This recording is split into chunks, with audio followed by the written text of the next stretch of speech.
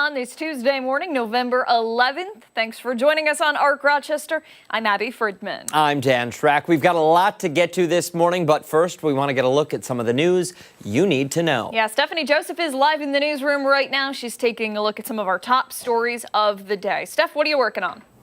Hey there, guys. Good morning. Well, something we've been talking about all morning, it is a slippery commute with roads covered from last night's snowfall. Our traffic reports saw a couple of slowdowns on major roadways. You're taking a look there with accidents happening on 104 and 390. Our region is under a winter weather advisory until this afternoon. And we do want to get a check of time saver traffic. You're taking a look at some of those incidents that we've been following over the last hour or so. Drivers are advised to slow down and make sure that they have extra time to get to their destination safely. You're taking a look here. 104 West has been a major problem spot. You're seeing 3 different incidents, one at Carter Street, another at Maplewood Drive, and another one there at Portland Avenue. And also along the interstates, you're seeing 490 East at Fairport Road, and also a vehicle fire at 490 East in Bushnell's Basin, rather. And you can see quite a few spots of yellow and also some other stretches of yellow indicating some slowdowns and delays in that direction. Taking a live look at the cameras here, 390 at Brooks Avenue looking pretty good. But again, you can see the snow accumulating on the ground. Take them slow. We want to make sure everyone gets to where they need to go safely.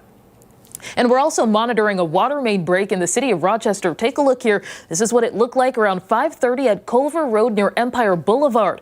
Rochester police tell us Culver Road is closed between Clifford Avenue and Landcraft Street.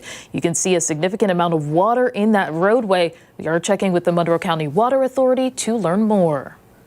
Well, lawmakers are one step closer to ending the nation's longest government shutdown. 8 Democrats joining Republicans to pass a short-term funding bill, which now heads to the House for approval. Representatives will reconvene for the first votes on that before this afternoon.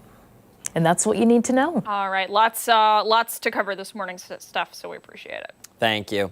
Hey, let's get a look at what we have brewing for the next 2 hours here.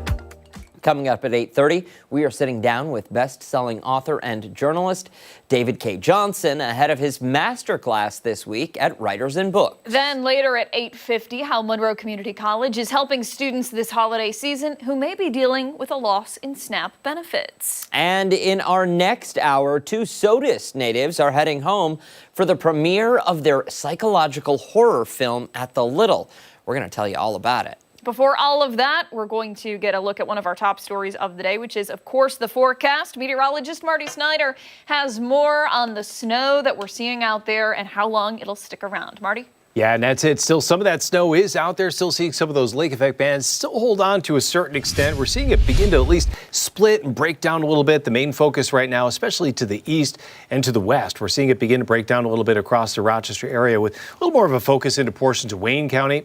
Especially well to these. You can see that one band through central New York, and even the one band that is off to our west, that's lining up a little more towards Buffalo, Erie County, even down into Wyoming County to a certain extent, but a little break in between the two. And I think we're going to see more of that break begin to play out as we head forward throughout the day. I think most areas seeing little to no additional accumulation. Maybe portions of Wayne County could get a trace to an inch as that band is in the process of diminishing, but not quite there yet. Temperatures today mainly in the 20s for the short term, mid-30s for highs today, and that should be about it for our increase today.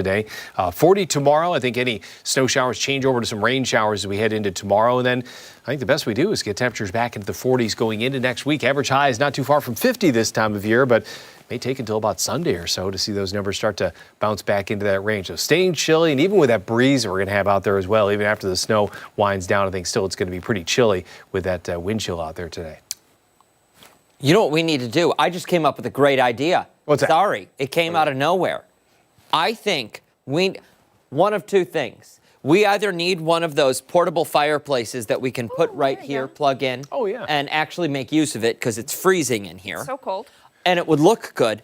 Or, Hannah, I don't know if this is possible. We swap out the ARC Rochester logo with just a Yule log that's going same thing, for the next 4 months. I could work on Okay. I would appreciate it. Thank you. Do you remember at, what was it, Christmas a couple of years ago? You had the Yule log pulled up on your computer. On my laptop. And everybody in the control room couldn't figure out what the sound was. What It the was crackling the crackling noise? fire. What is going on? It was something Whose with the mic is mics. going out? You were getting so mad. They were. Sorry, I was guys. reprimanded. Everyone's huddled around the laptop trying to stay warm. Yeah. Exactly. Well, and with those lithium-ion batteries, they get pretty warm. Got to watch out. Could be too hot. Absolutely. All right, Marty, thank you. Sure. Hey, let's go off the top and start with some of the stories that have piqued our interest. I'm going to kick things off this morning, and for my off the top, we are heading to Greece, where one passenger decided to step in and help a short-staffed airport and boarded passengers on 8 flights. Take a look. Please continue to proceed to gate 4. I know everyone is tired, agitated, and would like to go on. It's a little difficult to see there. Her name is Faye Williams. She's a mom. She's from the UK, and she was flying home from vacation when she ran into total chaos at the Corfu International Airport. Passengers were jammed together, flights were delayed, and nobody knew what that woman would do. She took charge. She walked up behind the desk, picked up the microphone, and started making the announcements over the PA system. She calmly began organizing, boarding, and somehow managed to get 8 planes boarded. It's amazing. The mother did. She told everyone where to go. If you're just entering, please make your way to the right. And if you're on this flight, go to the left. She was literally directing traffic there. It was great. Brilliant. All because one passenger decided to take charge. It's still unclear if airport officials approved of her stepping in or even knew that she wasn't staff at the time. But I mean, it worked. No injuries, no security issues, just a woman who couldn't take the chaos anymore. And here's what makes this story even better. We see videos all the time of people losing it in airports, arguing with staff, yelling at gates, melting down at security lines, trying to get on the jet bridge after it's closed. This woman did the total opposite. She kept her cool, she grabbed the mic, and she fixed the problem. And let's be honest, we've all been there, stuck in a line with no updates, everyone frustrated, and a lot of us thinking if somebody would just walk over and grab that mic and take charge, well, she did it. Faye Williams may not work in aviation, but she's the reason 8 planes got off the ground that day. And if you ask me, she deserves a vacation from her vacation, or at least priority boarding for the rest of her life. Oh my gosh. Shout out to Faye, man. Right? What a story. You know, women can do anything. They really can. I really, and you know, when you started telling this story, I didn't doubt it for a second. I was like, I fully believe Absolutely. that she got this all sorted Well, out. and it's not even just women. It's specifically mothers too, because they got one kid over here and one kid over here, and they know that the other kid is behind them because they got eyes in the back of their head. Yeah. They can get stuff done. Absolutely. I'm impressed, you know, and I'm surprised that nobody at the airport went over and said, like, none of the actual employees and said, like, hey, get off. Yeah. But at the same time, they were also so short-staffed, I can't imagine that they really even noticed. Reportedly. Now, and I left it out because I couldn't find actual conclusive evidence of this. And the captain even acknowledged her doing that job at one of the gates to make sure that he and his colleagues could get out of Corfu on time. It's incredible. It was wild. You know, I think a lot. I could just do this. You know what I mean? You see something going wrong and you're like, just give it to me. I'll get it Yeah. And she's a perfect She did. example of that. Yep. Yeah. I loved it. Me too. All right, we'll move on to mine. We have been talking about the government shutdown and the stress that comes with it for 42 days now. And with that, the strain that comes with reduced SNAP benefits. Families around the nation are struggling to put food on the table. But one very kind-hearted 8-year-old in New England is trying to make things a little bit easier for those who live in his area. Ollie Grant of my old stomping grounds, Burlington, Vermont, has transformed his neighborhood library into a free neighborhood pantry. Check this out. The story really started back in the fall when Ollie found out some of his classmates were having a hard time getting a proper meal. The woodshed that he and his grandfather built to house their little free library, which you're seeing here, transformed into half food pantry, half little library. Dry goods, non-perishables, and other items were stacked on the bottom shelf for easy access. Notice I said were piled high. For a little while, the pantry sat unattended, but it was shared on social media, and those items quickly vanished within just a couple hours. He and his family found themselves out of food. Wow. Now he and his family are busy restocking the shelves, and you might be thinking that's probably a lot financially for one family to take on, right? Times are tough. Well, they aren't doing it alone. I think a lot of the time when we go through tough times like we're dealing with right now, people put their differences aside and they come together to help one another. Neighbors in Ollie's community have helped stock the pantry, some even donating money to buy those goods that are most needed. People on social media have called the story heartwarming and touching. Others, again, asking why this had to even happen in the first place. But it really does make you think, if an 8-year-old can make such a big difference in such a large community, why aren't we doing more? One small act can truly make such a big difference. And as the holidays quickly approach, I want to go back to something that you, Dan, said a few weeks ago. Why can't we bring all of that holiday cheer for the rest of the year? It's not Thanksgiving yet, but this might be a great chance to get in the giving mood. Raid your cupboards, and if you happen to have some items that you're willing to part with, it could make a very, very big difference, and it'll probably make you feel pretty good knowing you helped a life in the process. I could not agree with you more, Abigail.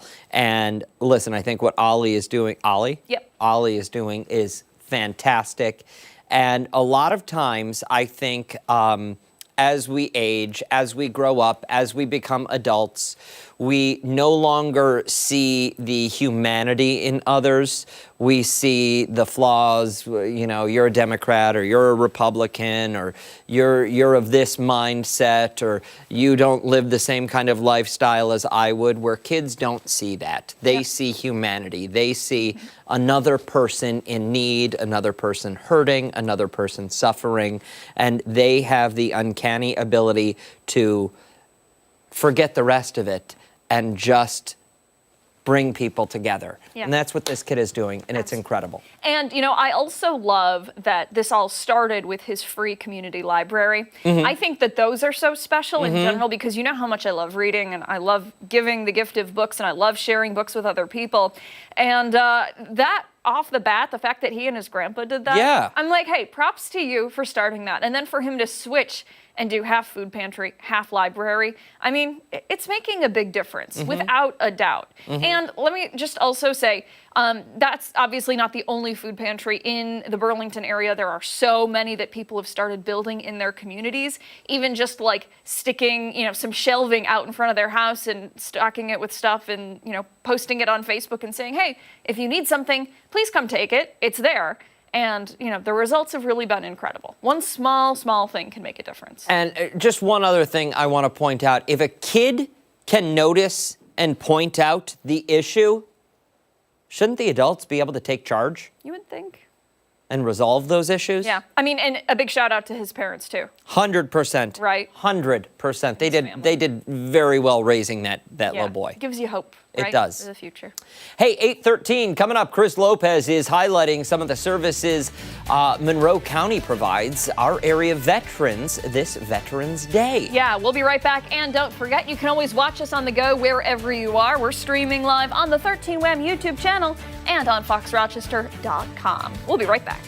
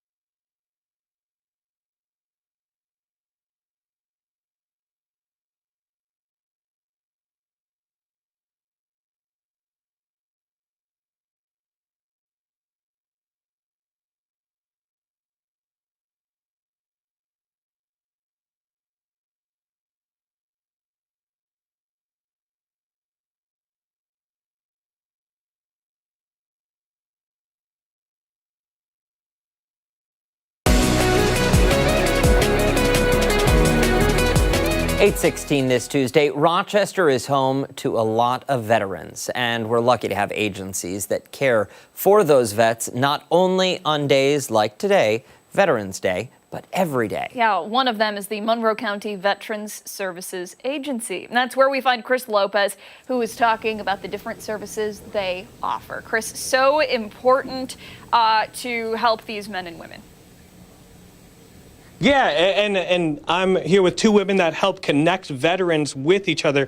You guys are I'm here with Tracy and Elizabeth, part of the, let me get this right, the Compeer, right? You guys are with Compeer. DeWire is the program. We'll get into that a little bit later. But if you guys were to describe what you guys do on a daily basis when it comes to connecting veterans, what does that look like? So we offer all free camaraderie events for veterans that are all non-clinical as well. So we just create the safe space for veterans to get out of isolation and have fun together. We provide those opportunities: bowling, golfing, painting, you name it. We try to just create that safe space, like I mentioned. And any stipulations to, I know obviously you have to be a veteran, but anything that people should know about, or is it just, please, be a veteran and come show up? Yeah, this is open to all veterans, and we operate on the honor system. So we don't ask for a DD-214. We don't ask for an ID. We do have intake paperwork so that you can get registered with us so that we can track participation.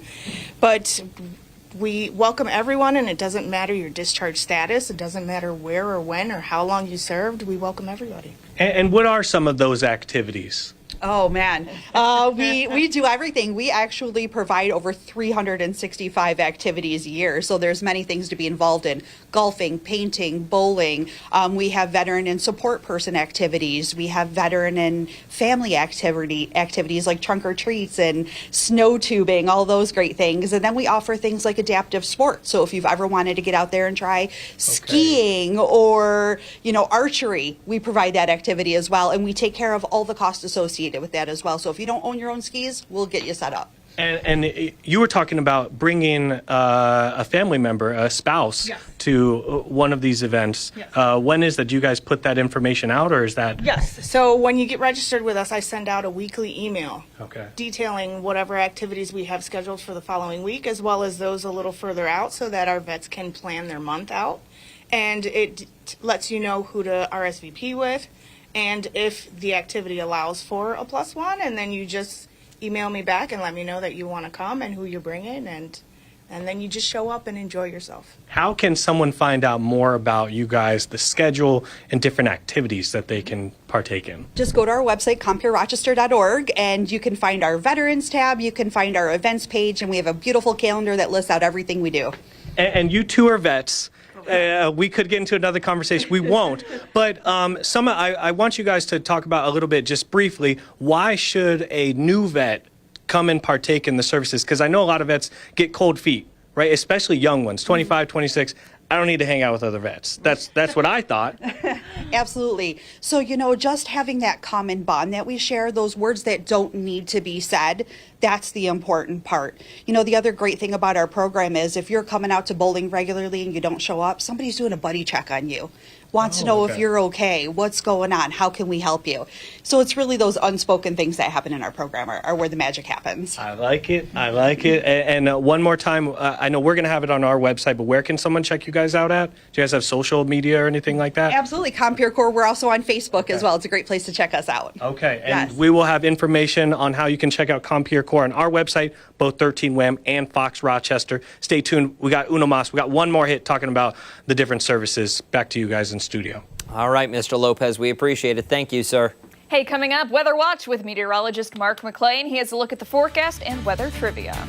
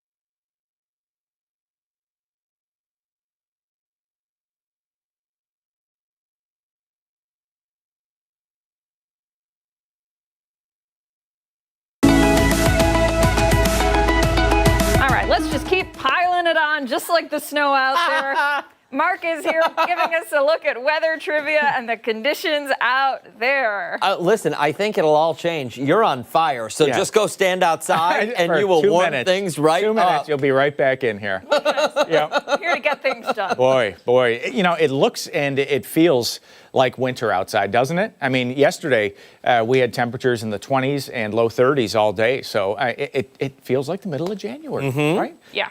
Weather trivia, probably going that direction. So maybe you remember this 6 years ago. This was actually a doozy. Our trivia on this date, it started on this date. In 2019, Rochester had a snowstorm. Do you remember how much snow fell on the 11th and 12th? So it crossed over into the 12th. Was it 6.5 inches, 9 inches of snow, 12 inches, or 14 inches of snow? Got it. Spread out between these 2 days. Well, where were you? I think I here. You were here. I was in Syracuse. Okay. And I'm pretty sure that this is the storm that then feature reporter Sam Carter went to my house, and instead of shoveling my driveway, he put more snow in my driveway. Were you on the morning at that point? Yeah. You were. Well, I was filling in that morning. That's right. Filling in that morning. What a stand-up guy. As he literally shoveled snow into onto my your driveway. And insult to injury, they had my full address listed at the bottom of the screen. Yeah, memories. Might have been a contributing circumstance. Yeah. Well, listen, that would have been a delayed response. I guess so. 6 years later, I got robbed. Viewer, though, for sure. Great. I lied. I was in Burlington. I forgot. Burlington, 2019. yeah. I can't remember if that was a lake effect event or if that was a, quote, a synoptic storm, an area-wide storm. I'd have to take a look at that. It was garbage, is what it was. I think we have video. Do we have video, Hannah? Or are we going to save that for 9? Oh, we do have video. Look at that. Nice. This was, this was said storm. So the thing about November snowfall, you look at the roads there. The road surfaces are not frozen yet, not down to 32. So a lot of times on the sidewalks, the roadways, your driveway, the accumulation will be less than it is on the grassy surfaces, picnic tables, deck rails, that kind of stuff, because some of it does melt down. But overnight, when you get overnight video like this, and you notice that there's a little bit more snow on the road, it's typically a little colder. Snow has a little bit more stickability, so to speak, during that time. But yeah, we know in Rochester that it can snow November, December, January, February, March, April, even May. And listen, sometimes the snow comes down in June. Vanessa Williams taught us all this. You're going to have to load the song. Sing it. Go ahead. Sometimes the sun goes around the moon. I see the passion in your eyes. And we're going to talk about more weather right Just now. anger. That's what you're seeing. Yesterday. It's passionate. You remember this? Yesterday. All my troubles seem so far away. Normal high is 51. Yesterday was 31. Wild. Yeah, isn't that crazy? Tied the coldest max temp from the 10th of November back in 1987. No memory of that one, by the way. You have no memory of that one? I would have been 10. I was 10 solid years old at that point. He's That's erased. true. Probably not even interested in meteorology yet. That No, didn't happen yeah. until earth science or somewhere in there. 27 right now, 31 in Ontario. Temps in the low 20s southwest of Rochester. We still have half a wham cam, 4,500 foot cloud heights, and a west wind that's putting the feels like temperature in the mid-teens out there, mid and upper teens. We still have the weather alert in effect. I think this is going to get canceled here in short order for areas lakeside, but just be mindful that there still is a chance for a little bit of additional snow accumulation. We're seeing a little bit of that east of Rochester out into Wayne County. Snow still coming down there, so probably another trace to an inch in spots. Back towards Buffalo, this band of snow is getting a little help from its friends, right? Georgian Bay up to the northwest, kind of connecting down across Lake Ontario, and sometimes that can feed into some of this lake effect snow. So if we do see some additional accumulation, likely it'll be west of Rochester and areas out towards Erie County there for the short term. Overnight, watch this change in the wind direction. The wind starts going southwest, and that's going to put snow into Niagara County, Erie County, Orleans County, Genesee County, and the western suburbs of Monroe County for tomorrow morning. So just be mindful that we could catch another coating to an inch of snow at that point for areas off to the west of Rochester. But for all intents and purposes, that's it for today. Watch Buffalo, watch west, the left side of your screen. You start to see those darker blue colors coming in, and that's that possibility of maybe 2 to 4 inches out into parts of Niagara County and Erie County. But for today, may reach the mid-30s for the high temperature, kind of a blustery and cold day. It's a great packing snow. The kids are off today for Veterans Day.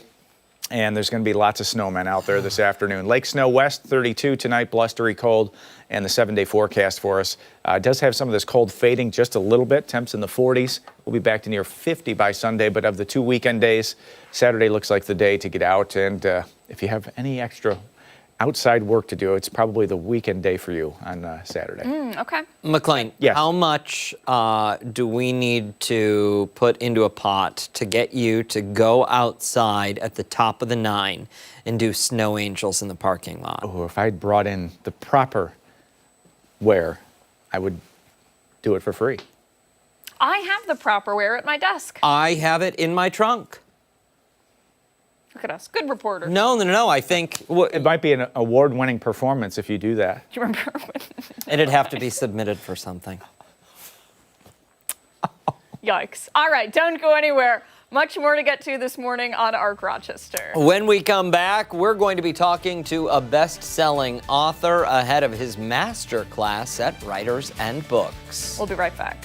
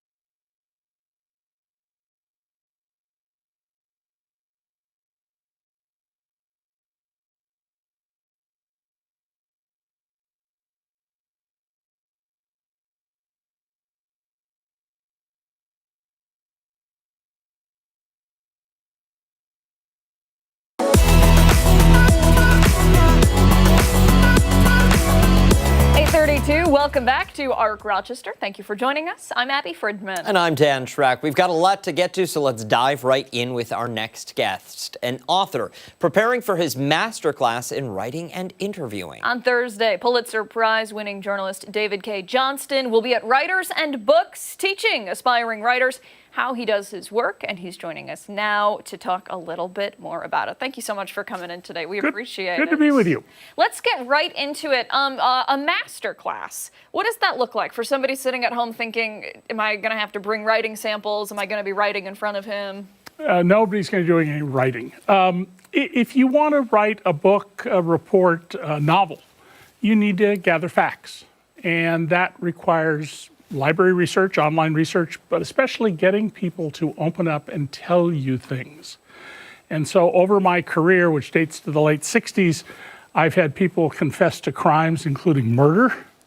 I've had a very wealthy man detail for me how much his new younger mistress cost. Well, his wife was in the next room.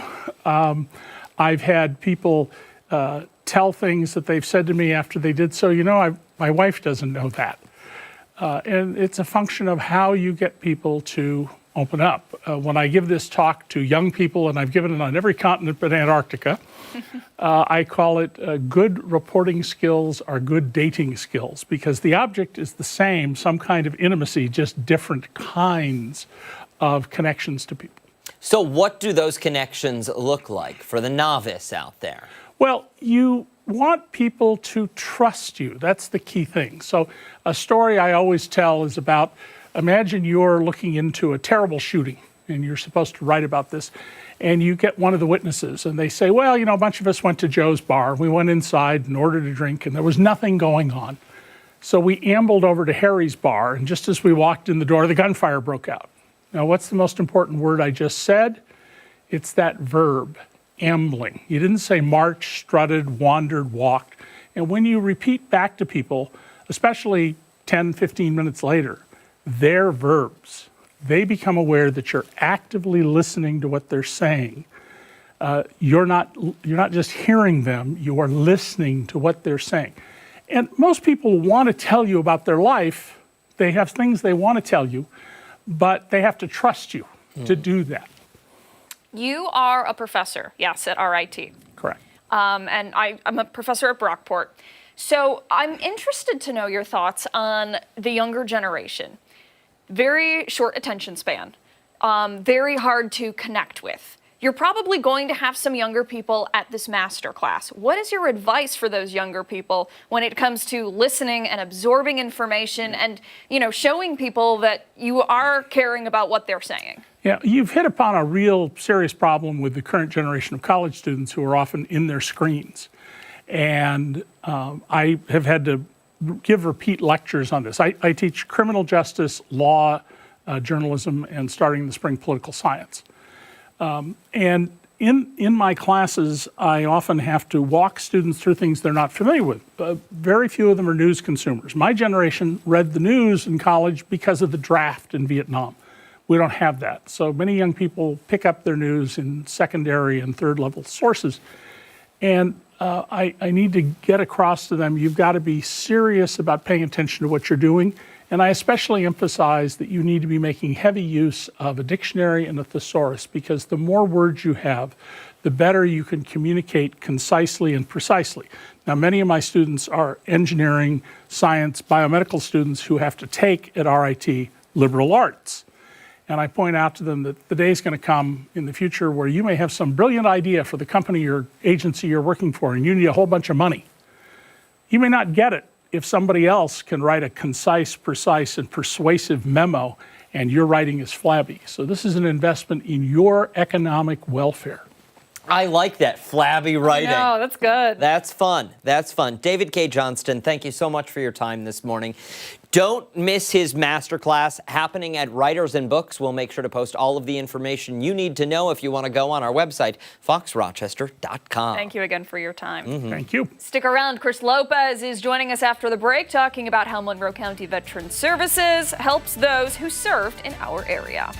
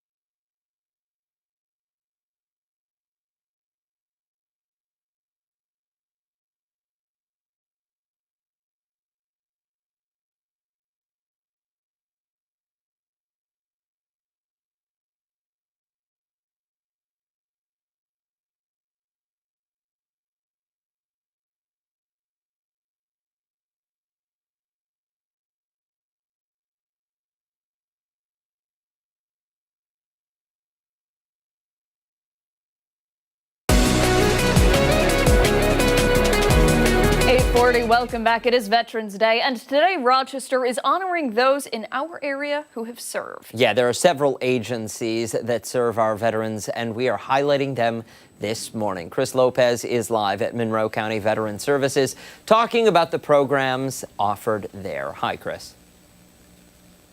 Hey guys, yeah, we've been talking to the people that run the programs here, but we haven't talked to a veteran who utilizes the program. I have Doug Escher with me. He's a Vietnam veteran. You said 77 years old? Yes, doesn't look, it does not look that, does not sound like that when you talk to me. You're in great shape.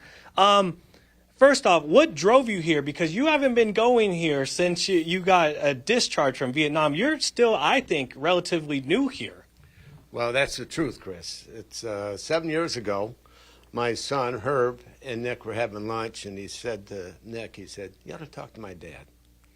He had a tough job in Vietnam. He was the helicopter door gunner, crew chief, and he doesn't talk about it.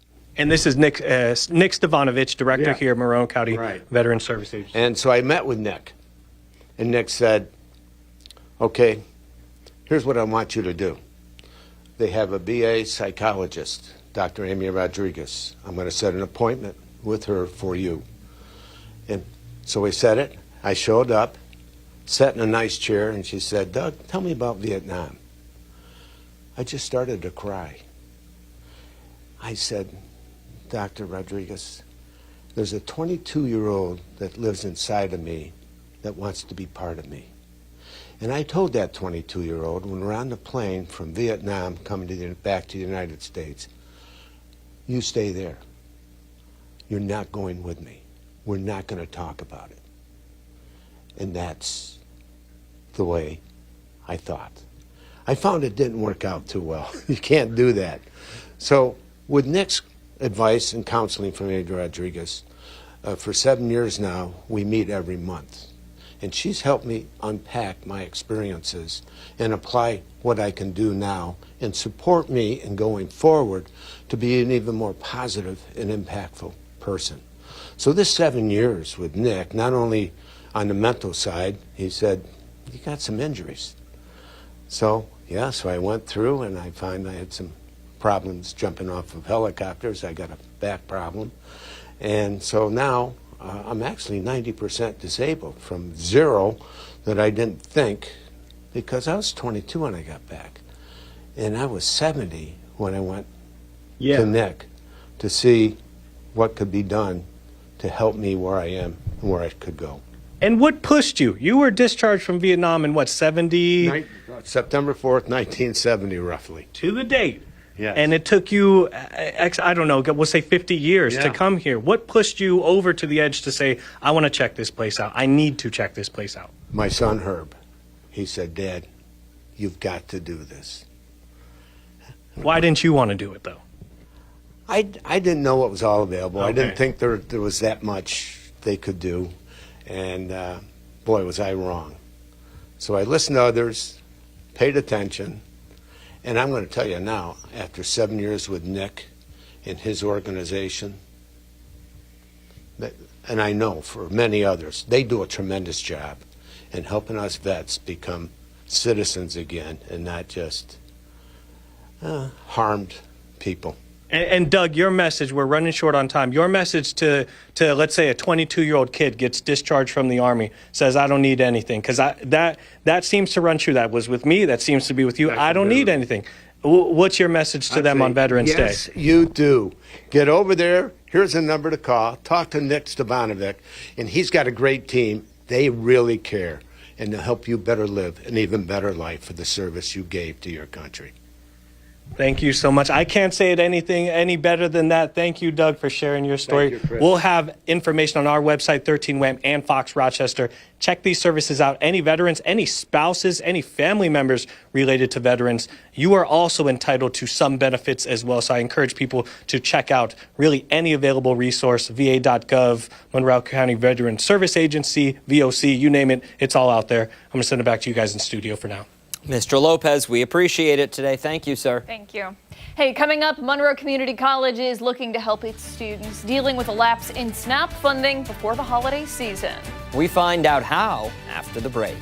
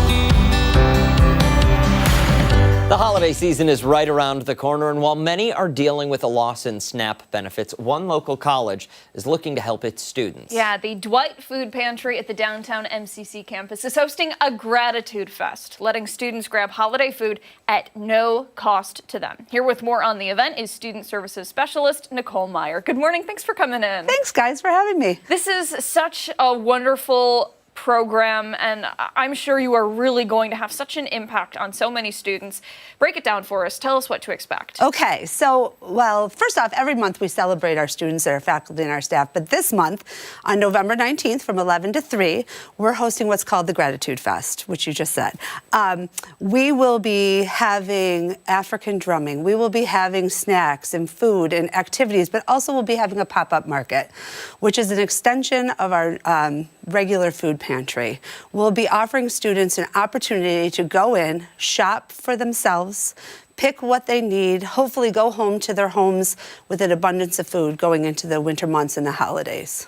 That's really incredible. And what I think it makes this extra special, you know, a lot of these MCC students are local or in the vicinity, but I know there are some that do travel to get here. And with the government shutdown right now and the way what we're seeing at airports play out every day, I'm sure there are students who will not be able to make it home for the holidays. Yes. So the fact that you guys are going above and beyond to help them make whatever home they have the home they want to be in for the holidays is really incredible. Thank you. Yes, yeah, for sure. So first of all, our students are some of the most amazing people. They juggle life, they juggle families and work and academics, and they try their hardest to make sure their kitchens are stocked and they have what they need.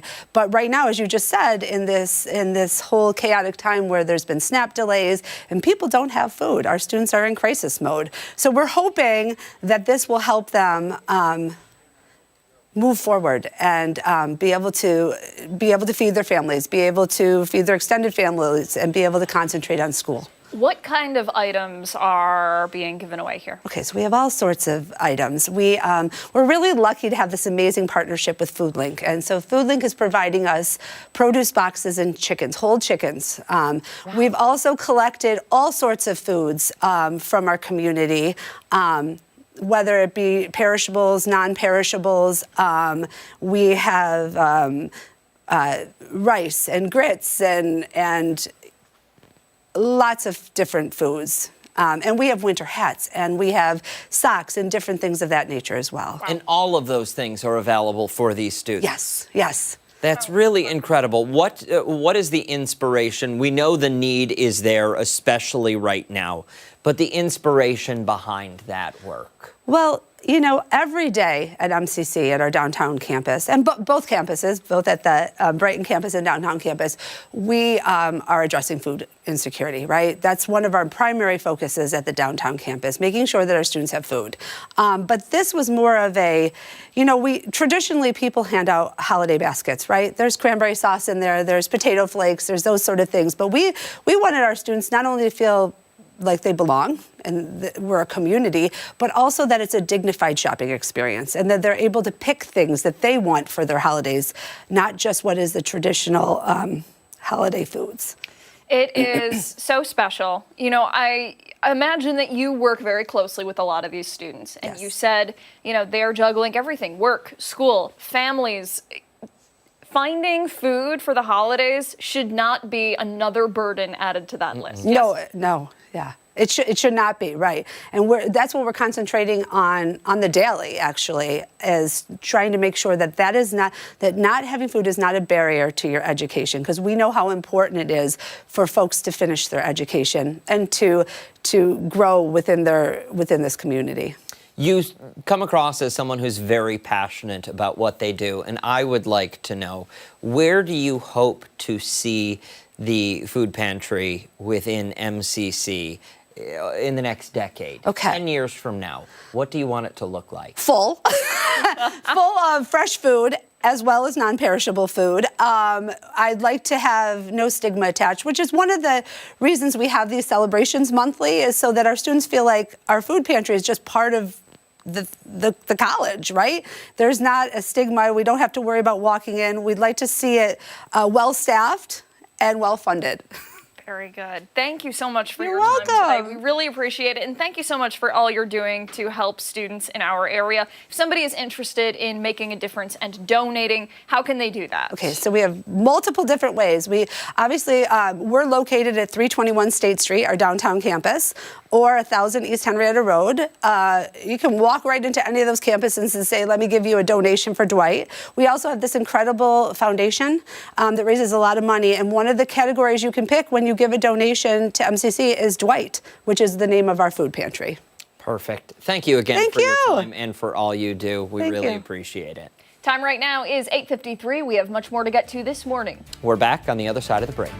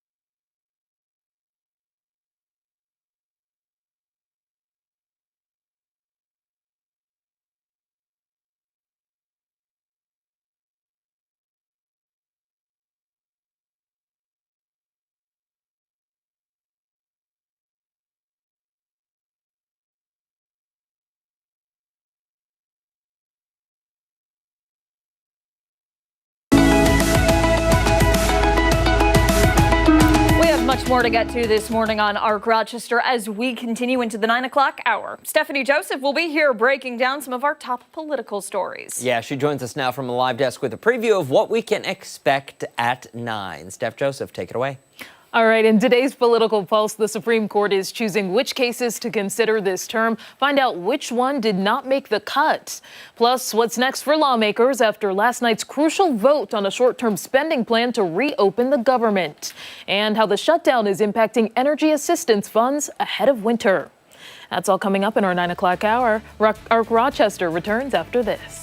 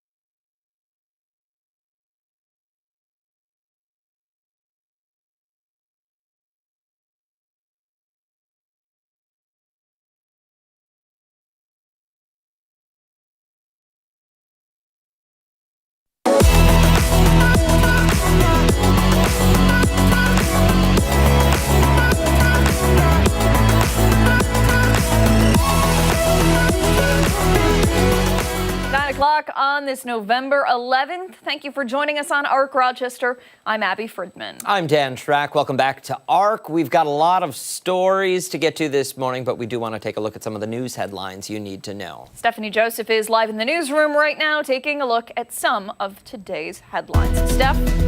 Hey there, guys. Good morning. A slippery commute for many with roads covered from last night's snowfall. Our traffic report saw a couple of slowdowns on major roadways with accidents happening on 104 and 390. Our region is under a winter weather advisory until this afternoon. Drivers are advised to slow down and make sure that they have extra time to get to their destination safely. And we do want to get a quick check at time saver traffic. You're taking a live look at the different major stretches of roadway. 390 at Brooks Avenue looking pretty good. 490 at Mount Reed, same story there. And 590 also looking pretty good. You'll notice there are some spots of yellow across the big map. That just means that there are some slowdowns, maybe some issues, those accidents that we were referring to earlier. But things have definitely cleared up on roadways in terms of traffic. Not too many people out there for right now. Lawmakers are one step closer to ending the nation's longest government shutdown. 8 Democrats joined Republicans to pass a short-term funding bill, which now heads to the House for approval. Representatives will reconvene for the first votes on that by 4 tomorrow afternoon. And finally, welcome news in Brockport. The Main Street Lift Bridge is finally back open after more than 2.5 years of construction. The long closure took a toll on traffic and businesses downtown. The state DOT says the repairs will keep the bridge in service for at least another 30 years. And that's what you need to know. All right. Thank you, Steph. We appreciate it. Let's get a look at our forecast now. Meteorologist Mark McLean is here. We're breaking it down right now. We were looking at those traffic cameras and snow out there, but thankfully it looks like the plows have been out and the salt crews have been working hard. Yeah, they've been doing good. You've gone through the list, right? Yes. The gloves, the hat, found the scarf, Yes. all of it? Okay, that's a total lie. I have not looked for any of it. I'm 99.99% confident all of it is in the trunk because that's where I keep it, along with the snow brush, but I need to look today. I think when I got rid of my car. No. You got rid of I've got an ice scraper for you. I have an ice scraper. Okay. Marty got me one, Okay. which was very, very nice. Yep. I think I left my snow brush in there. Boy. I told her to take it from the news car. I'm not Yeah. doing that. That's that's bad. That'll come We back might have an around extra to one me. back there in weather. I'll check. But I'm 90% winter committed when the snow brush goes from the back to at least the middle of the vehicle, right? To where you can open a passenger door and get to it. You're 100% committed when it ends up in the front seat. You know what the worst part is? When you brush off the car, you put it back in the car, you get in the car later, and then it's still snowy because it's so cold and it has not melted. Or it's melted and frozen, and now it's a block of ice. It's not yes. And it's not a brush anymore. You're using ice to clean your car. Yeah. You know when we needed the snow brush? 6 years ago on this date. Needed more than a snow brush. Oh yeah, you needed one of those snow flamethrowers. Yes, we did. 6.5 inches. Was it 9 inches, 12 inches, 14 inches of snow on the November 12th, 11th, and 12th storm in 2019? What do you say? I'm gonna go with Yule log. I'm gonna say 14 inches. Listen, I know it's a lot. Dan's going big time. I know it's a lot, but it's 2 days, and that you can absolutely do that in 2 days. And I really think it was 2 feet of snow out there. What do you say? I'll go 12. I'll say a foot. He's got it. Whoa! 14 inches of snow. Yeah, that was a doozy.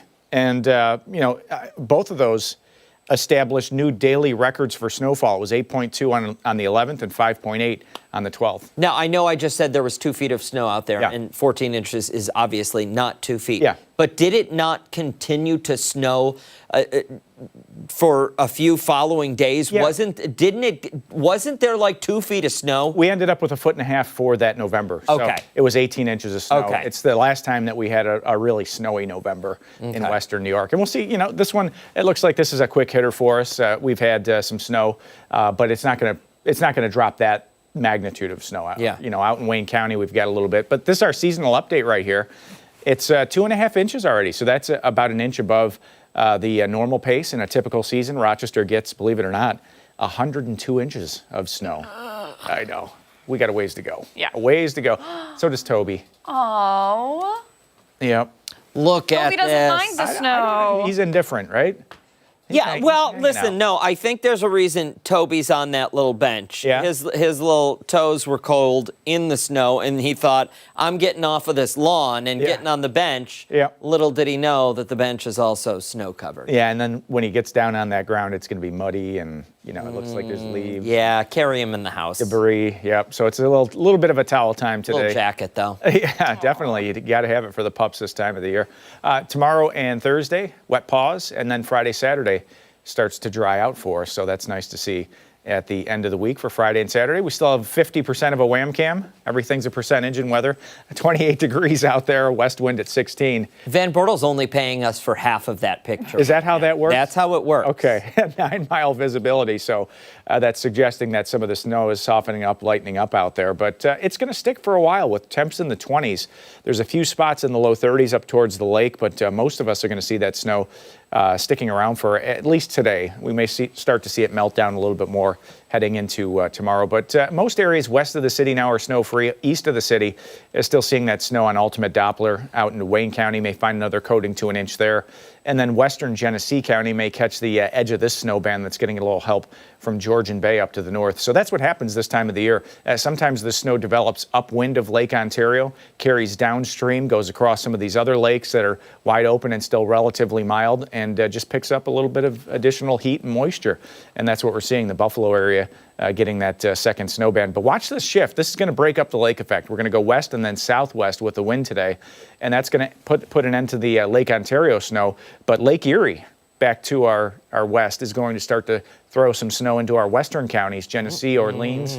I know this is tricky. This is some really tricky stuff because it depends on how strong the wind is as to if this actually gets into the western suburbs of Monroe County. So Lake Erie snow will actually reach the city of Rochester if the wind is around 30 miles per hour. It can carry in, especially early in the season when Lake Erie is warm, because the cloud heights are taller, there's more energy in that lake effect, and it can bring it in. I don't see a lot of snow here, but if you're watching from west of Rochester, you're going to have the best chance of seeing additional snow late tonight into tomorrow out towards western sections of Orleans, Genesee, also Erie County towards Buffalo. They're probably going to get a couple of inches there. But 30s today, that's going to be about it. We may not even make that 35 later this afternoon thanks to that fresh snow outside. We'll drop into the low 30s tonight with that lake snow west. It looks like it's going to be about a coating to an inch of snow off to the west of Rochester, and some passing showers Thursday.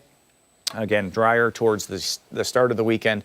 We're going to have showers around on Sunday with a temp near 50 degrees, and showers early next week with numbers in the mid-40s.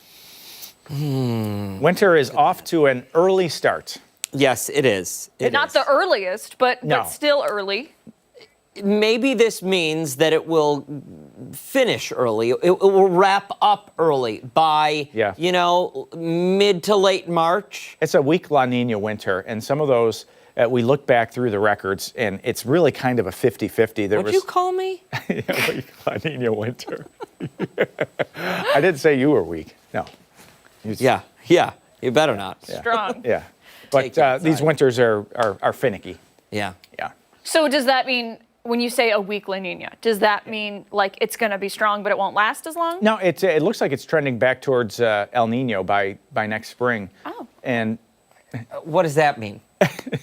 This can shift hemispheric weather patterns. Ah. So it can move large areas of high pressure and low pressure around based on some of the increased above normal temperatures at the equatorial regions of the Pacific Ocean. In his next hit, we're going to get out the globe, and he's going to explain these things to us in detail. Let me explain this to Dan in a way he'll understand. Snow is good. I don't buy it. Yeah, Mr. Hannah doesn't agree. See? And Hannah's quiet back there. It's good, except when you're traveling, okay? This is true. We need it for the drought. We do. Yeah. All right. Thank you, sir. Hey, coming up, 2 SOTUS natives are coming home to watch the premiere of their horror movie on the big screen. We're going to see what it's all about after the break. See you after this.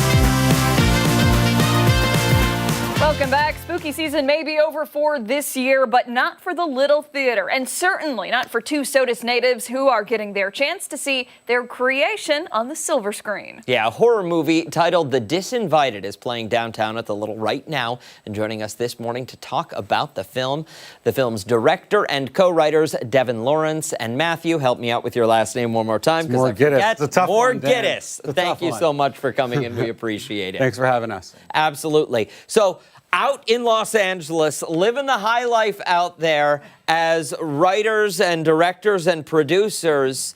Where did the idea for this movie come from?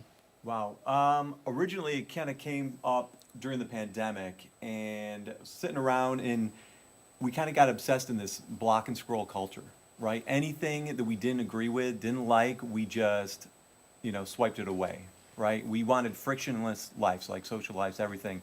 And I wanted to explore this but not, like in social media wise, but so we did it within a friend group, right? Because we've all had that time where we felt rejected, disinvited, outcast, from whether it was like a 6th grade birthday party or anything where we feel like we weren't included in why. We all felt rejected at one time or another and felt unjustly so. And so this is a person who decides not to take that.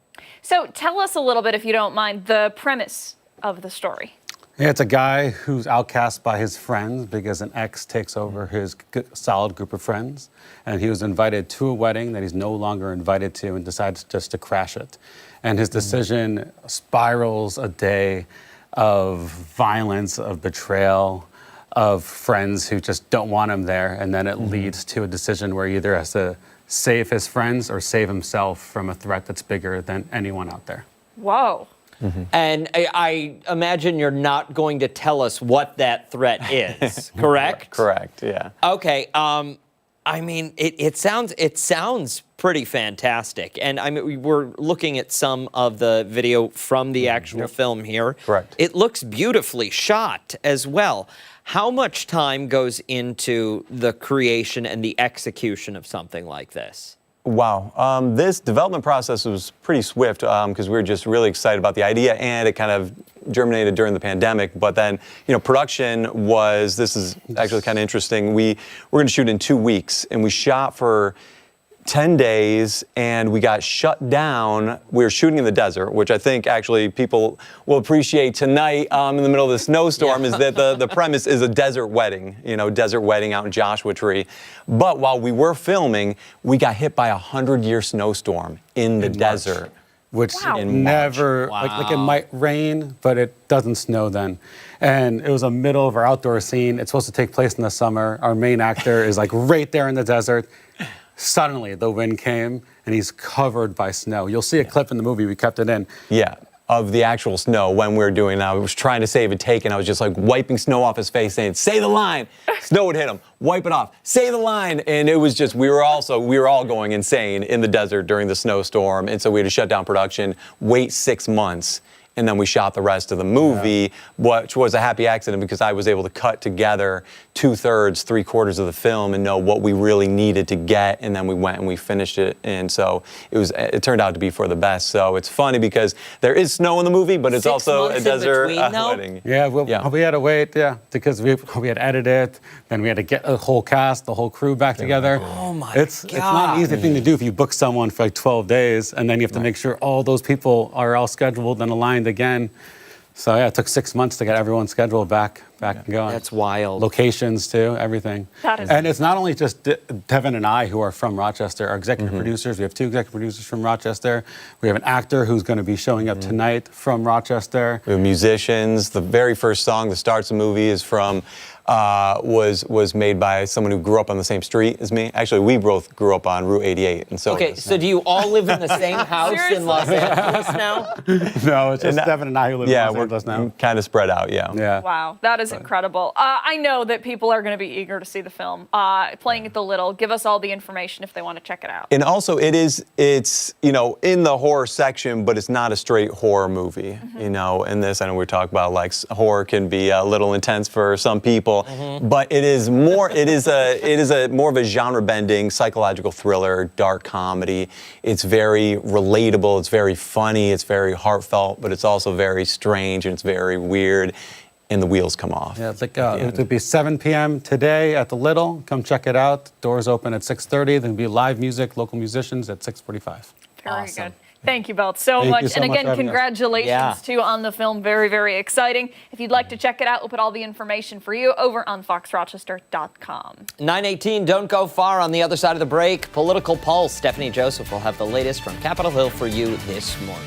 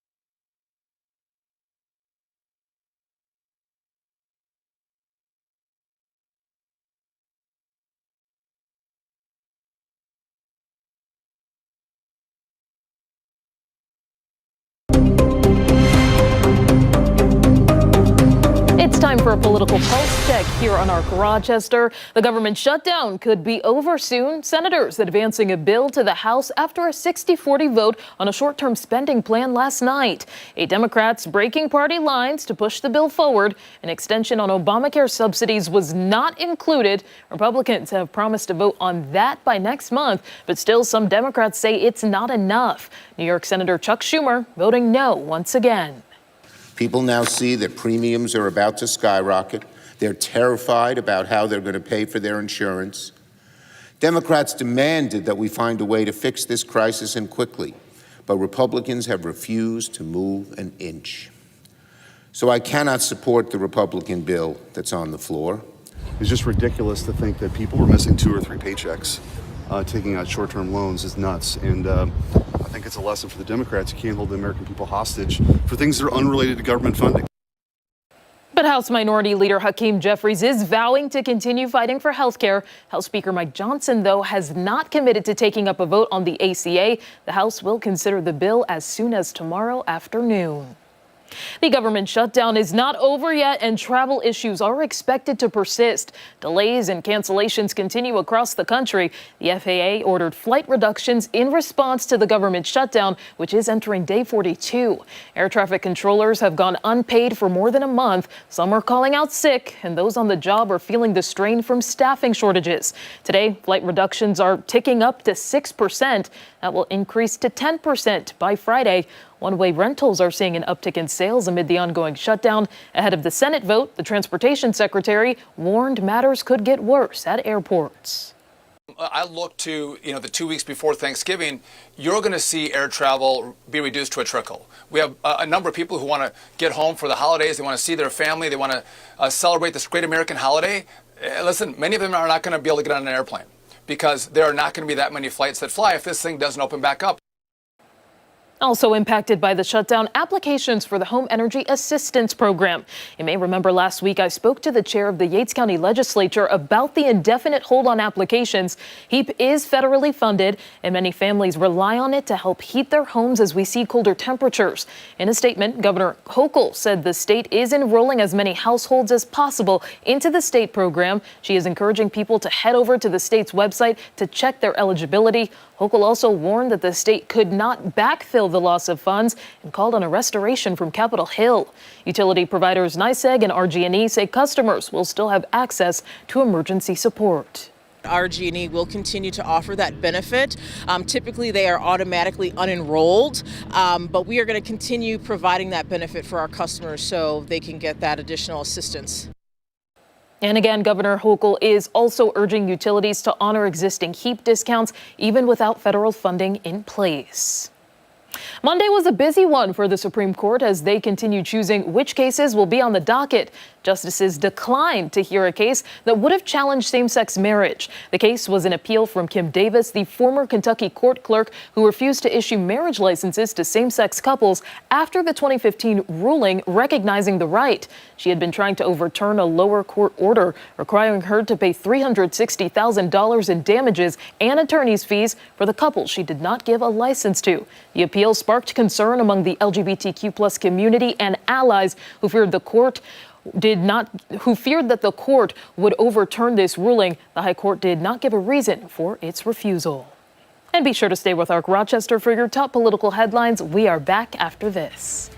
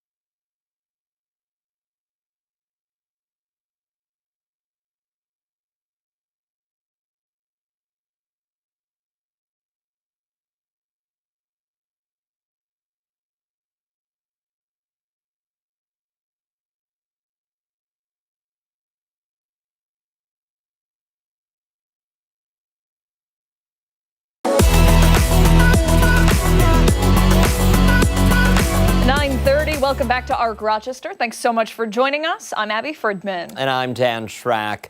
Thanks for sticking with us this Tuesday. Today is Veterans Day, and a day that honors those that served our country. Our region is filled with so many organizations and resources to benefit them, providing health care and access to housing. Yeah, one of those organizations is the Veterans Outreach Center. And joining us this morning to talk all about that and what they do is veteran and executive director of the VOC, Laura Heltz. Good morning. Thanks so much for being here. Thank you for your service as well, too. Absolutely. Oh, you're welcome. Thank you. So important to honor the men and women who have served for our freedom. Tell us a little bit about ways the VOC is supporting veterans, not just today, but every day. Absolutely. So we have been in the community for 52 years, and I think some of the things that we're most known for probably are our residential programs. We've got a beautiful facility for male vets that we just put about $7 million into that are experiencing homelessness, and that's called our Richards House. And any male veteran who is either at risk for or experiencing homelessness, they can stay there up to probably close to 2 years as they are working through challenges and getting back on their feet. We just this year opened a facility for female vets called Otto's Phoenix House, and they can actually bring their children as well. So, wow. Yeah, we're super, super happy to finally be able to have that available. But aside from our residential programs, we have workforce development programs, behavioral health, physical health. We have a fitness center. We have massage therapy, hydro massage. We have a Peer Connection Center that's open 7 days a week. So if a veteran is just looking for an opportunity to connect with other people that have served, stop by, 1 to 9 p.m. 7 days a week, 365 days a year. So yeah, we have a lot of programs, and if there's something that we don't have, we certainly can work with other community partners to provide it. Laura, I want to ask you on a personal level, as a veteran yourself, what was the driving factor and the deciding factor in your life that after you finished your service, that you wanted to continue to serve the men and women you served alongside? Well, it's interesting because while I was in service, I went to school at night. And so I joined at the age of 18, but when I left 8 years later, I had a master's degree in business. And I really kind of thought I would probably do something different with my life. I'd work for a big company somewhere or something like that. But I found that I was really... I struggled with the transition a little bit. I missed the military, even though I was ready for something new. And the first opportunity that presented itself to me was to work with transitioning soldiers at Fort Rucker down in Alabama, and to help them, with resume preparation and getting ready to find a job. And I absolutely loved it. And soon thereafter, I moved up to Rochester and thought, maybe now I will do something a little bit different.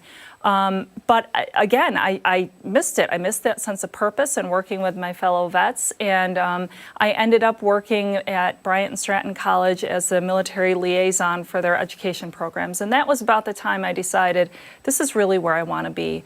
I had applied for a job with a company in Rochester, and they turned me down and they said, you don't have any experience. And that really...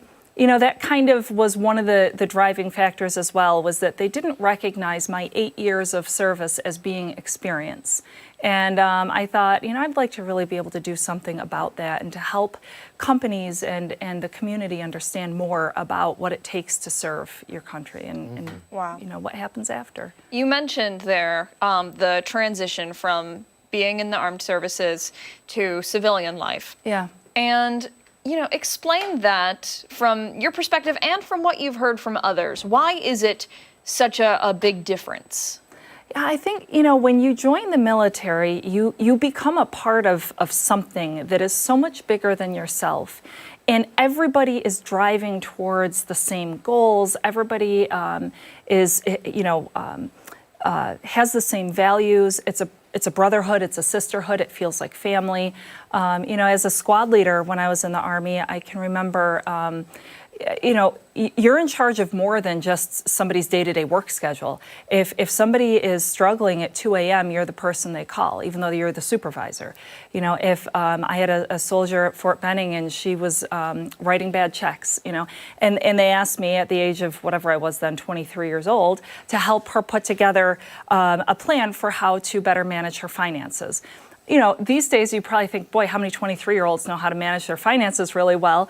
But that's all part of being in the military. And when you leave that behind, you realize, wow, you get into a company somewhere and maybe it just doesn't feel like, your role is as critical as it was in service. And so I think for a lot of veterans, they miss that sense of purpose, that sense of just feeling as though every person to the left or right of them would have their back in a heartbeat. It's just different. Yeah.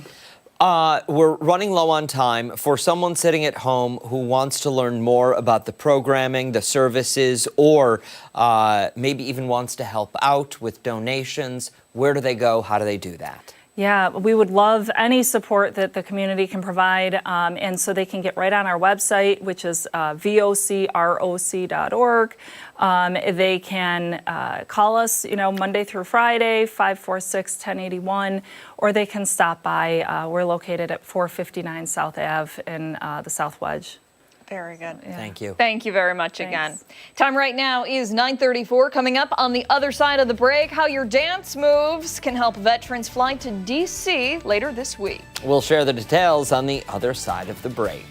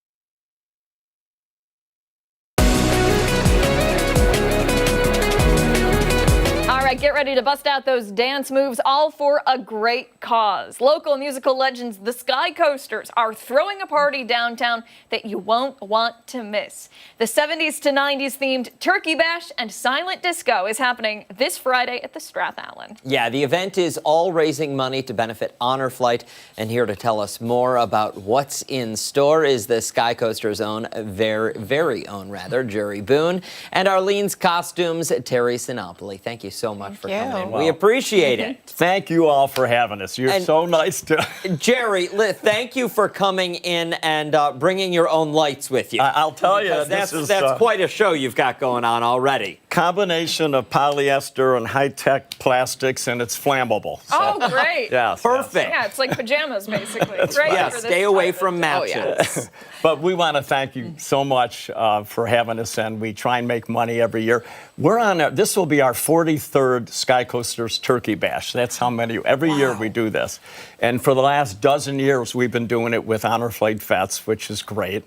But it's really a big party. We make money for them, but we also want to have a party that's inexpensive. $25 isn't going to kill you. And it starts at 7 o'clock. We have, once you come in, we have a silent disco on the ground floor ballroom, which is really fun. Oh, yeah. And you can wear those headphones, and if you've ever done it, it's really a blast. And then upstairs at the City View Ballroom, we have Reporter starting at 7 o'clock, which is a great band, our good buddies, and you can see there. And then we also have Sky Coasters starting at 8:30 right up to 11. I love these pictures. Around midway, around 9:30, we bring out free pizza, we bring out subs, and we also have this year, I think they're called the Rock City Guardian Bagpipers. They're going to play a theme song from the military themes, which is very appropriate. So, it's a lot of stuff going on. And it looks like so much fun. Yeah. Let's talk a little bit, if you don't mind, Terry, about Arlene's Costumes' role in this whole scenario. I mean, I'm going to assume here that a lot of people don't have outfits like that in their closet, but I don't want to assume here. No one can have an outfit as great as Jerry, but we do try. There you go. Jerry's been coming to Arlene's Costumes for many years for a lot of his costumes, and so we wanted to get involved. Veterans are very important to us, very near and dear. So we have been working with Jerry for probably almost that many years. The whole time. But we have lots of 80s, 90s, and of course 70s disco costumes available for rent as well as for retail. We have lots of accessories, lots of fun wigs, all kinds of fun things. So. What I think is so great about Arlene's is you can be sitting at home this morning and say, I have that thing that I wore when I was a teen. It's still in the back of the closet. Yes. I'm going to bring that with me and find an outfit to go with my silver jacket. Right. You know what I mean? And you guys have got the goods. Oh, we do. We do. Lots and lots of different styles available, and we can help everybody to make it their own unique style so that you won't see the same thing throughout the whole party. In 70s to the 90s, too. That's like such a wide range. And, growing up in the 90s, you don't really like to think about that being like a new outfit trend. You're like, that's just how I dressed. But, tell us a little bit about like some of the items that people can scoop up. Oh, sure. Just in terms of the full costumes, we can do that. This is a great 70s jumpsuit. I combined it with a little shawl, and we have hair extensions, and we have wigs, and just so many different things that we can put together. And for the guys, wigs and sideburns and facial hair and just the works, hats like you wouldn't believe. So yeah, we can definitely help to put something together, and you can be really unique, or you can be that one style that you want to be from the 70s, 80s, or 90s. Well, and it's 4 hours long, so if you want to go for all 3 decades, you can get costumes for all of them, right? Change every hour. Yeah, there why you go. not? Change every hour. Yeah. One more time for somebody sitting at home, they want to attend at the Strath Allen. When, where, ticketing information? $25 at Eventbrite, or or if you're coming in late, $25 cash will do as well. And it's this Friday night, 7 to 11 at the Strath Allen, which is a very cool place to have it. It'll be warm inside, not cold like it is outside now, and you'll just have a blast. So come and join us. Last year we sold out. We're getting close to that this year, thanks to you guys. Well, thank you very much for hosting the event and for all the work you're doing with Honor Flight. And if you at home are interested, all the information, of course, we'll go on foxrochester.com. Don't go far. 9:42 on the other side of the break. Trending stories that are filling your feed this morning. We'll be back after this.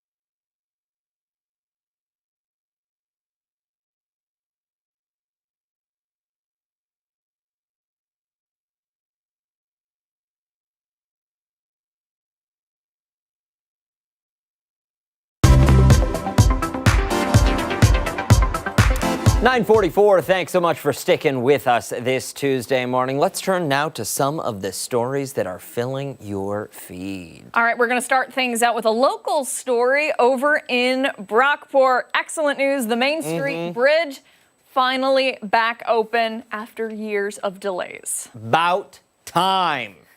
Everyone said everywhere. Yes. It's about time. So that bridge has been closed since May 2023. Do you remember back that far? May 2023. That was when I started working here. Yeah, you just started. Oh my gosh. And we closed that bridge down. Yep. It's my fault. Yeah. It was originally set to reopen 18 months later. According to one business owner on Main Street, at least 10 businesses closed since the bridge's closure. Yeah, it reopened yesterday afternoon, and many of you had thoughts on this online. We're going to take maybe the businesses can stay open now. Kurt says, who wants to bet money on the bridge being closed again within 2 weeks? Oh, Kurt, come on. Tracy says, long time being closed. Sure hope it helps the businesses that were planning to close. Yeah, and you know those businesses are stoked that they can now have traffic again. Absolutely. I mean, I'll be honest, going to Brockport 2 days a week to teach, it is a total pain to have to go around all of that bridge construction. It adds a good 5 to 10 minutes depending on which way you go because traffic gets all backed up. Well, listen. Not Abby, anymore, babe. Yeah, and according to the state, the delays were because of a mechanical issue, but the work they've implemented, that bought the bridge another 3 decades. Yeah, business owners, I like it, and business owners are optimistic too about the future for Main Street. Let's take a listen. Hopefully there'll be traffic. People will come back because that traffic pattern being different for so long has definitely impacted us.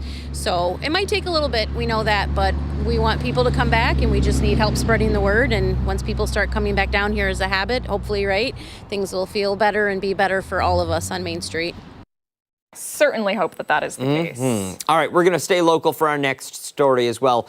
Waymo wants to come to New York, and it's showing itself off in the Rochester region. Waymo. Yeah, it's the world's first autonomous ride-hailing service. It's like Uber without a person behind the wheel. Yeah, currently New York State does not have a law legalizing fully autonomous ride-hailing services. But later this morning, Waymo will show off its vehicles at Hobart and William Smith colleges. The company, along with State Senator Jeremy Cooney, is advocating for a law legalizing Waymo's services. According to Waymo, it is making roads safer, saying it is involved in 80% fewer collisions that cause injuries compared to those who are actually driving the car. Waymo has been under scrutiny in the past, though, and we've talked about it plenty of times right here on ARC Rochester. Yeah, there have been several videos showing vehicles allegedly running red lights or making illegal U-turns, backing into oncoming traffic. Do you remember one of my favorite videos is the Waymos pulling into the parking lots all at the same time? Yes. And they're all honking at each other to get out of each other's way so they can park in their designated parking spot. Yes. But it's madness because there are no people and just robots yelling at one another. They need the, what was her name? The woman that directed the airport traffic. Faye. They need Faye Yes. from the UK. Who Bring her on boarded in. 8 flights. Yes. Yeah.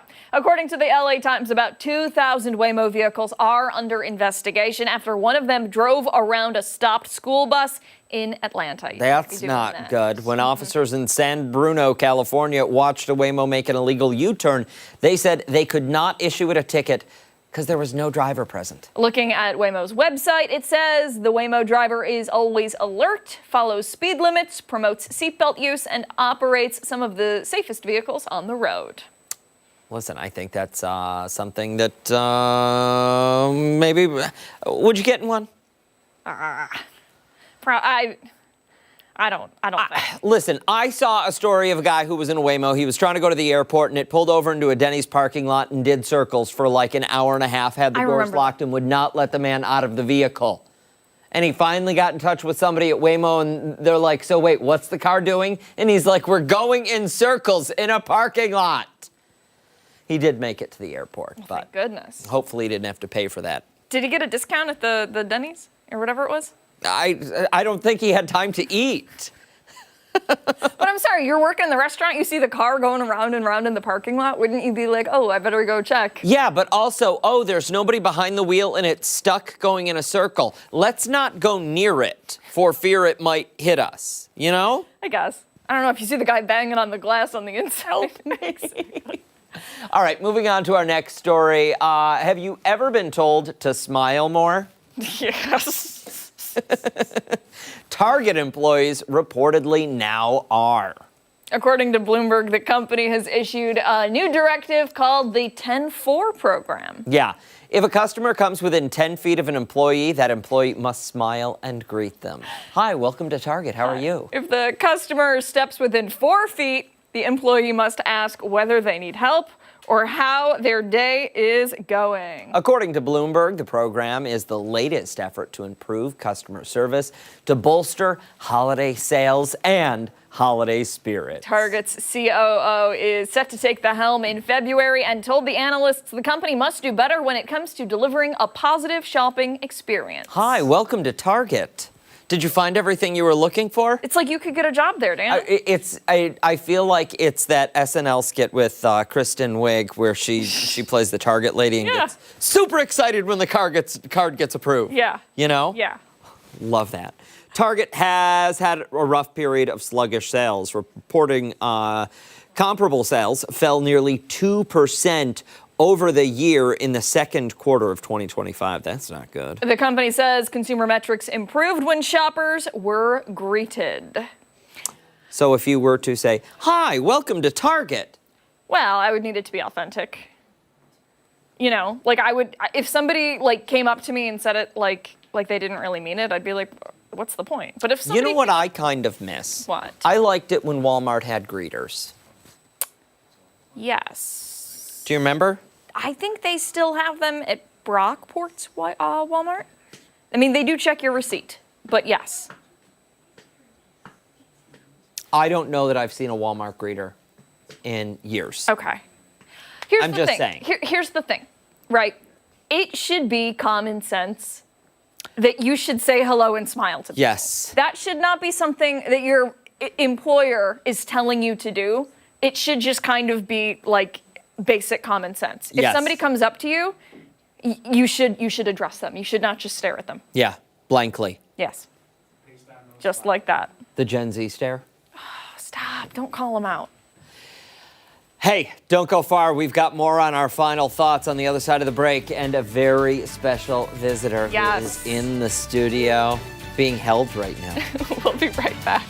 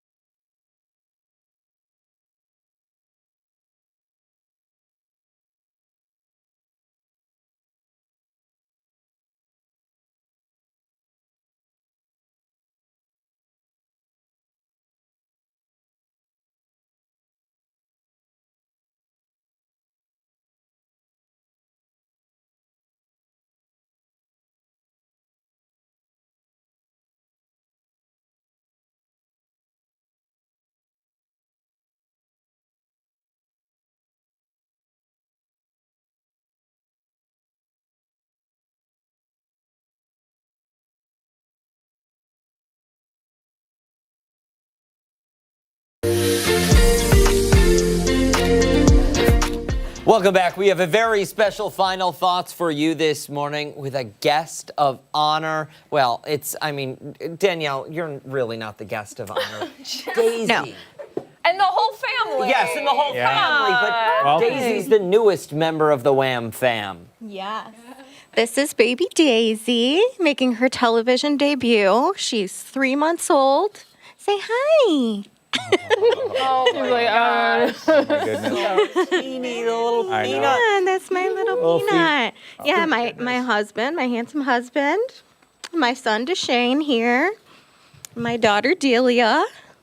You guys, you're naturals here on TV, so Yes. if you want to come back tomorrow and do the rest of the show for the week, you can be our guest for sure. It's a lot of fun. It's a lot of fun, and this is not the first time that you've brought the kids to the station. No. They're big fans. They love it. Yeah, they love coming here. So, Do you like being on TV? Yeah. Yes. Yeah. What do you like being on TV about, or the most? What part of it?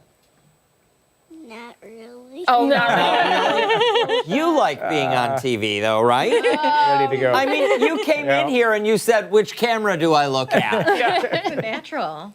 Yeah, because it shows everyone. I'm not sure. And all these 4 cameras. Yeah, Yeah. it does. Cameras. It does. But you look great. I promise. And listen, once you do it a couple of times, you won't even think about it the next time. Yeah. And no matter how silly you might think you look, you're not going to look as silly as us. Yeah. 'Cause we do some weird stuff on the show. So how's it sound? You got the whole. Why don't you guys all just show up tomorrow morning in place of us? Family takeover. Family day at our Oh my gosh! Wouldn't that be fun? No, they're off from school today for Veterans Day, so it's And happy Veterans Day. Yeah. That's a very good message to have. Yes. Absolutely. We appreciate the veterans and very, very grateful to have the day off from school so that we can spend some time together, right? Who's making a snowman later? Oh, you can make one. No, I don't think so. Mark's going to help you out in the parking lot. Thank you guys for coming in. That does it for us here on ARC Rochester. Make sure to wake up with us again tomorrow morning starting at 4:57 over on 13 Wham ABC. That's the Steph one. and Mark will be there later today for 13 Wham News at midday. Daisy's going to be running the teleprompter.